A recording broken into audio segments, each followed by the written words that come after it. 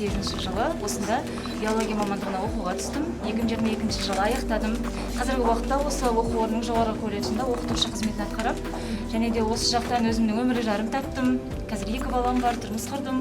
Осында тұрып жатырмын, 7 жыл болды. Осы бағдарлама бойынша өз жолдарыңыз тапқандарыңызды біріншенді барлық уақыт екі нәрсені білу керек қой. Я жақсы кәсіп, жақсы отбасы болу. Егер де сол екеуі болатын болса, қалғаны бәрі болады. Сондықтан да барлықтарыңызға сәттілік, жұмыстарыңызға табыс тілеймін.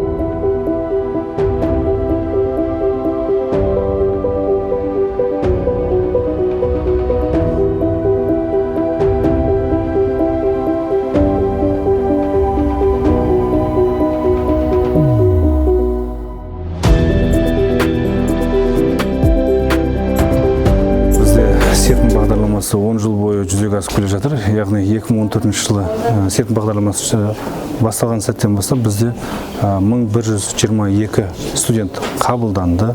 Солар 1122 студент бітіріп шықты. Солардың 341-і осы Шығыс Қазақстан облысында орналасып қалды. Жанұяларын құрып жатқандар арасында.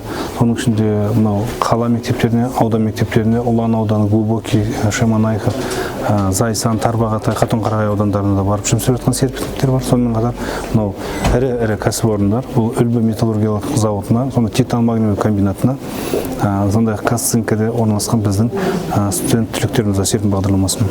Енді мен айтушы едім, серпін бағдарламасынан өте сапалы түрде білім алушылар дайындалып жатыр.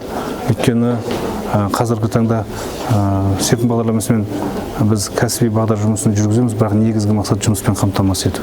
Қазіргі таңда Шығыс Қазақстан облысы бойынша 538 вакантты жұмыс орындары бар.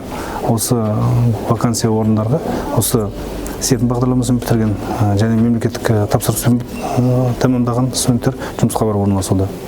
Қызылорда облысы Жалағаш ауданы Еңбек ауылының тұрғынымын. Қазіргі таңда осы жақта математика пәнінің мұғалімі, мамандығының 4-ші курс студентімін. Құдай қаласа болашақта осы Өскемен қаласында жалпы шығысымыздың қара шаңырағы Аманжол университетіне магистратураға түсіп, одан кейін беріп жатса докторантураға түсіп, осы шығысымыздың мәдениетін, білімін дамытсам деген ойдамын.